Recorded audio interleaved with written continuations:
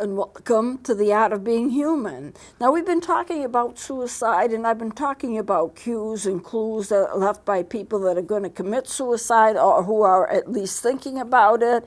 And, the question comes up, why do so many people leave clues, and why are they leaving clues? Do they even know that they're doing it? Well, the reason why people leave clues is I think sometimes they don't know they're doing it.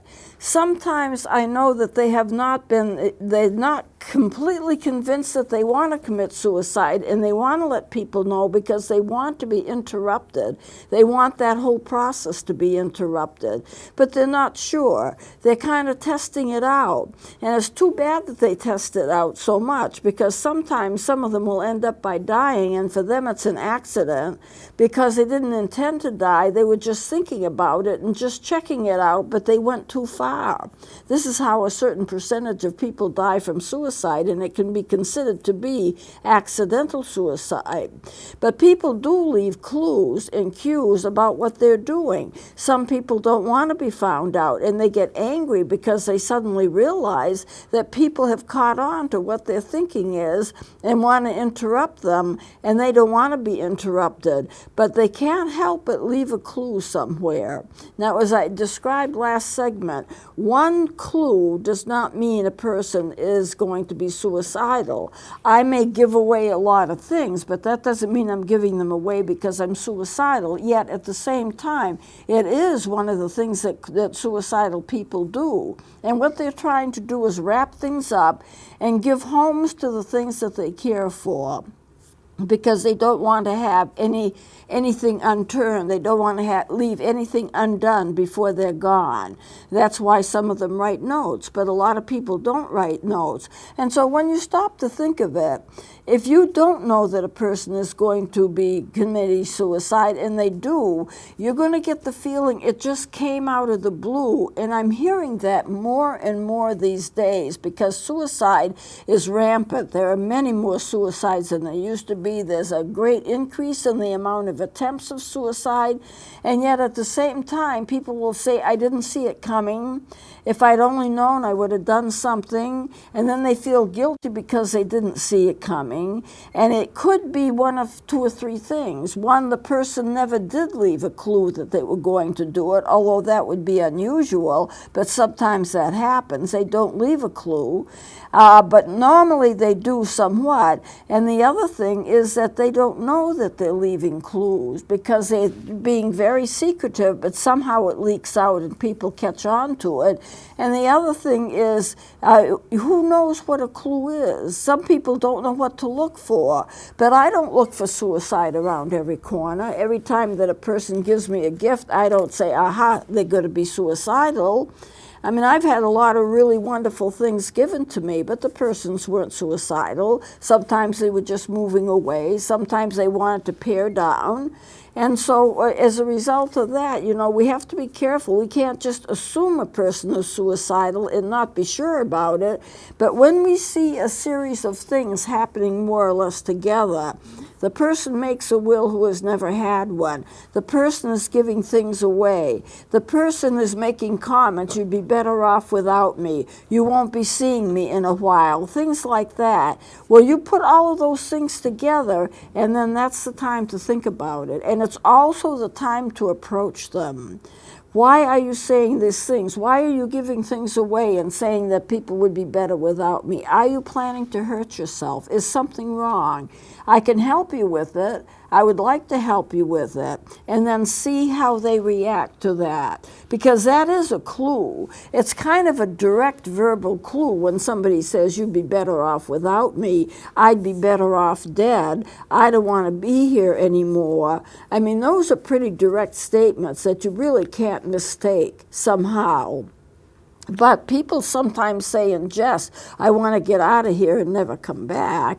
And they can say that in a joking way, and they're not necessarily suicidal. So you have to kind of trust your gut. I'm a great believer in trusting what your inner senses tell you, because generally speaking, you're picking up on something that maybe they don't realize that they're handing out to you. You're picking up on some kind of a vibe, and you need to pay attention to that.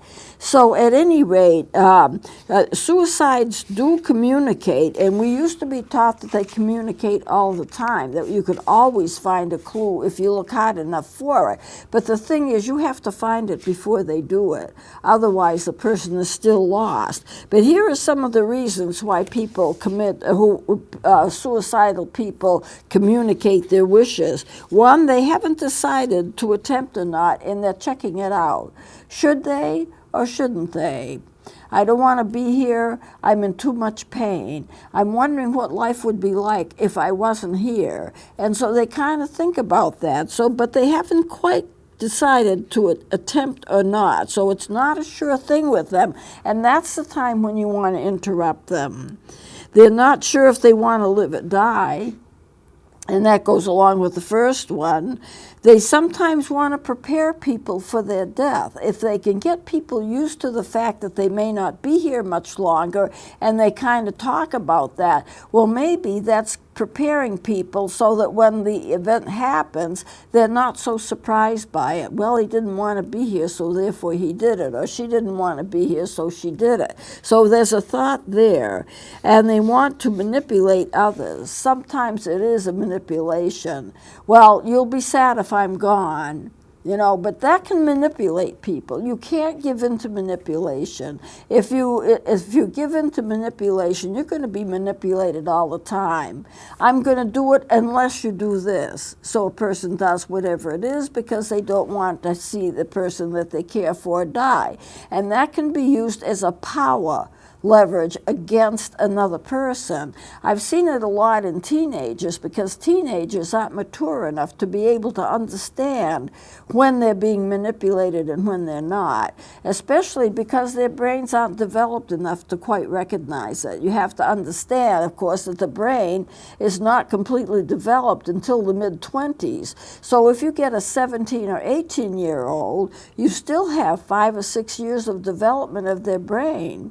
And the part of the brain that's least developed is the part of the brain that they need the most to understand when they're being manipulated and when they're not. So you don't give in to the manipulation. So you teach your teenage children, don't give in to the manipulations. And it's not your fault if they do it. You cannot take responsibility for somebody else's life as much as you feel that you need to, because chances are you've been manipulated into it. And this is a thing that alcoholics do all the time. I wouldn't drink if you were a better wife. I wouldn't drink if you were more submissive. I wouldn't drink if you worked harder, if you cared for me more, if you did more things to me. So everybody's scrambling around trying to meet that person's need, and he's threatening, I'll do it, I'll take my life, I'll run away, I'll do this, I'll do that. What do you do for a child who threatens to run away? Well, you make sure that they can, of course, but you don't let them know. You say, well, if that's your choice, what do you want to take with you? And then they get scared because they know they can't live without their parents.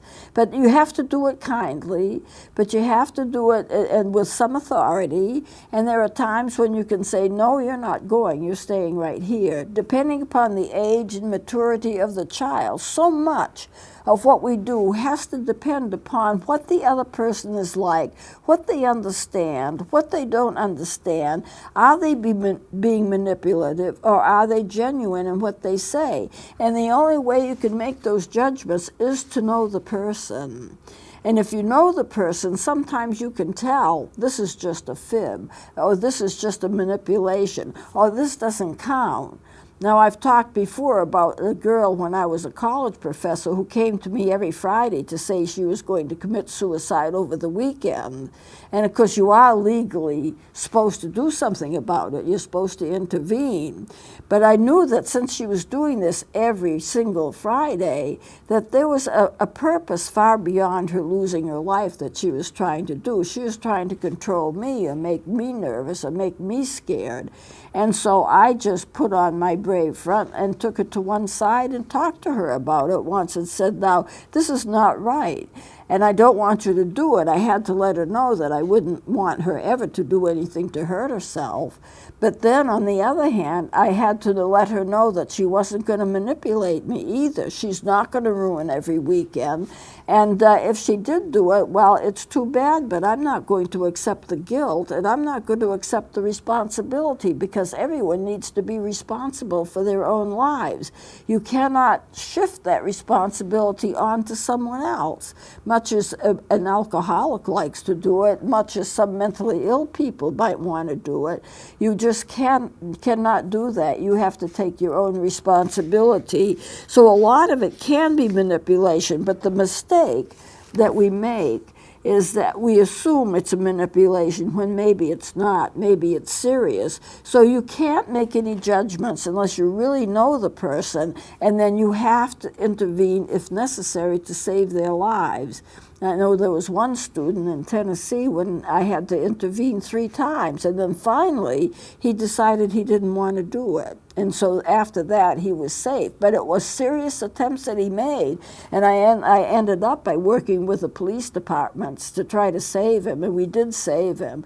But it was quite a story, and I'd tell you more about it, but I've lost touch with him, and I don't have any way to get his permission. I wouldn't use his name anyway. But there are serious attempts, and they have to be stopped. And the police department will help you, hospitals will help you, and so therefore, it is a group effort that you have to make sometimes to stop a suicide from happening, but it's always worth it, because most people, if you stop them from committing suicide and they recover from whatever it is that they're suffering from, and I'm not saying they're mentally ill, some of them are, but with a lot of people it's situational and it's not necessarily mental illness.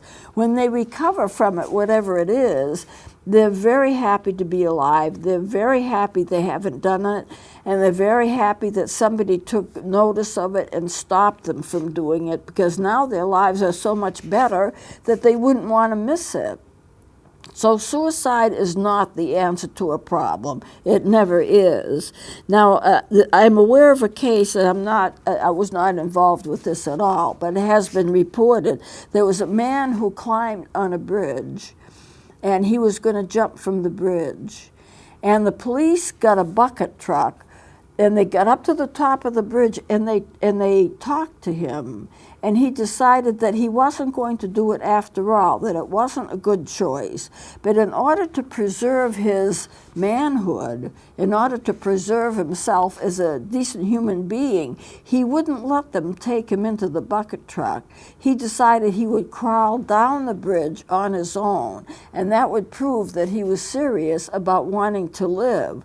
Well, unfortunately, the police let him do it, but unfortunately, on his way down off the bridge, he slipped and he fell, and he did die. He fell to his death.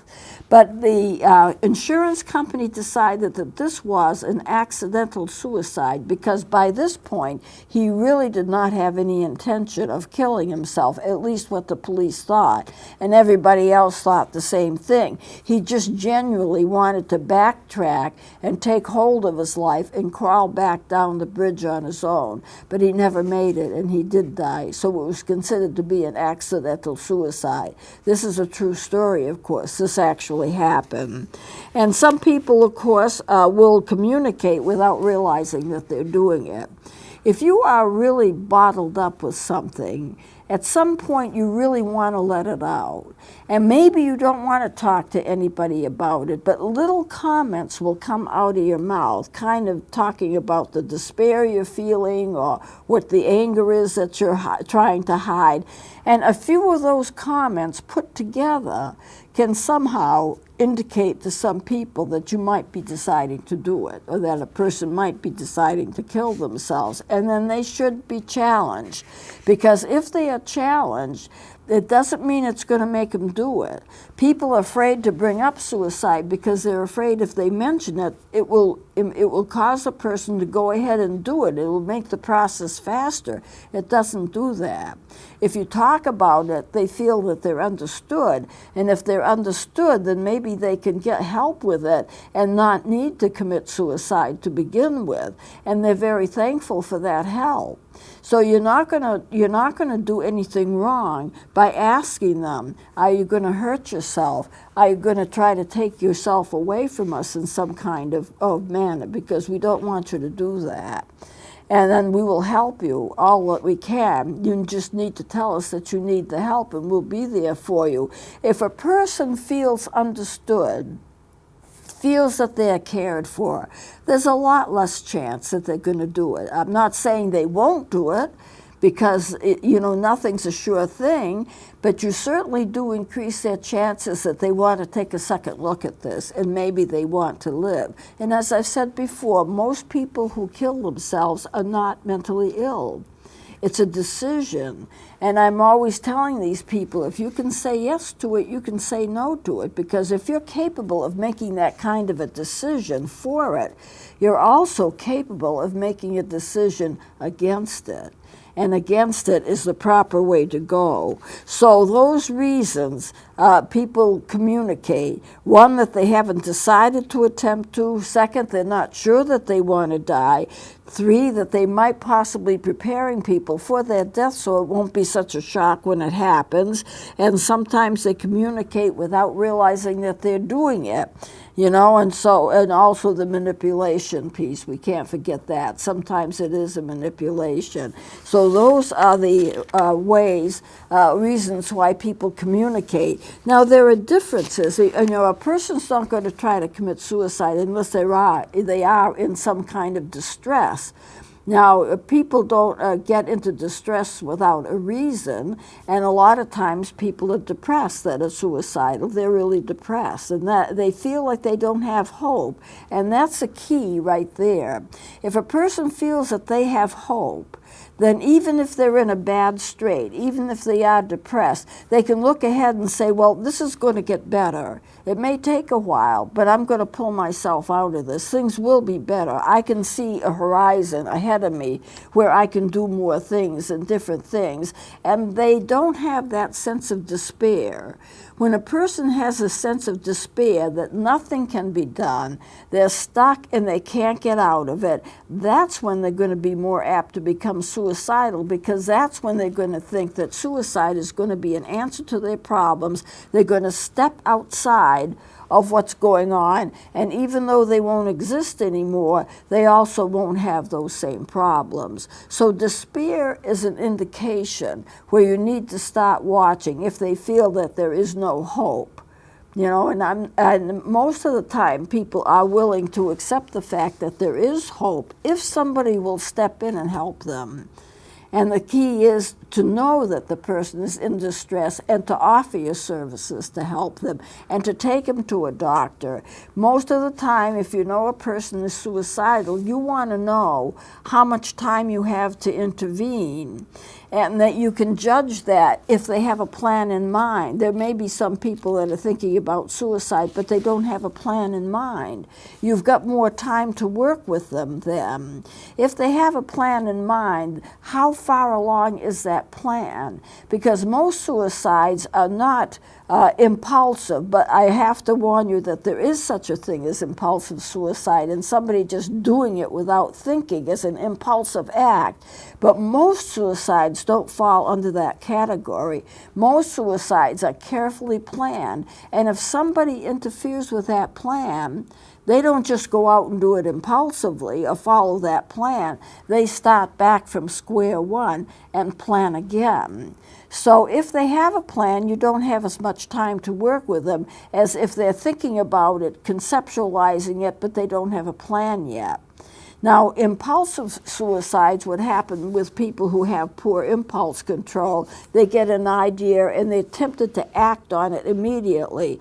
This is my problem, I've got to do it, and so therefore they go ahead and they try it without much thought or preparation. That would be an impulsive suicide, and unfortunately people do die that way.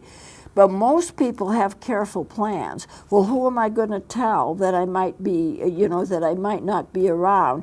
Who am I going to tell anybody? Am I going to keep it secret? What am I going to give away? What am I going to leave people? What's my modus operandi in terms of how this is actually going to occur? Would I rather jump off a bridge? Would I rather take poison? Would I take pills? Would I take injections if I have injections, say, of insulin or something like that? How much do I need to take in order to kill myself? Because eventually, if you have too much, you can die from it. Insulin is a very potent drug. Millions of people take it to stay healthy. I take it myself because I am an insulin-dependent diabetic. But I would never, never, never, loving life as I do, try to take too much. If anything, I would err on the side of caution and take less in order to keep myself free. So, you just have to consider the person, you just have to know the person and what their situation is. I want to mention here, there is a difference between adult and teenage depression.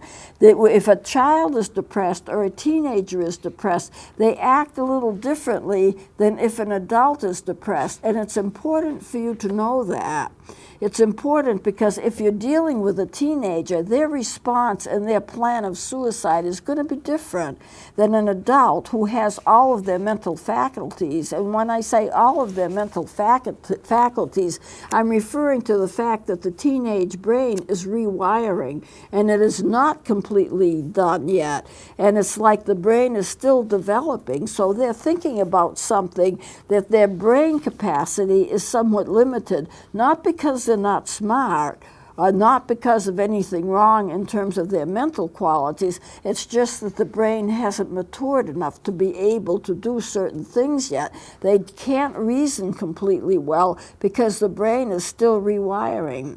And a teenager who does things that doesn't make sense, you have to consider the fact that their emotional development and their physical development is not yet mature. And it's the part of the brain that they need the most in terms of reasoning that they lack because of their age. And the brain will not completely develop until mid-20s. And if you're talking about a 17 or an 18-year-old or a 19-year-old, well, then they're not there yet. They're not mature yet because their brains aren't developed yet. Well, I think what I'll do is I'll do the differences between adult and teenage depression next time, because we're kind of running out of time and I don't want to get into it without and have to stop in the middle of it. So therefore, we'll close it here, and please join me next time. And take down these numbers for the crisis suicide hotline and the domestic violence hotline for New Hampshire, because if you don't need them, that's fine, but at some point you'll know somebody that does need them. Suicide is the second most common cause of death among teenagers. So we'll close it here, and please join me next time.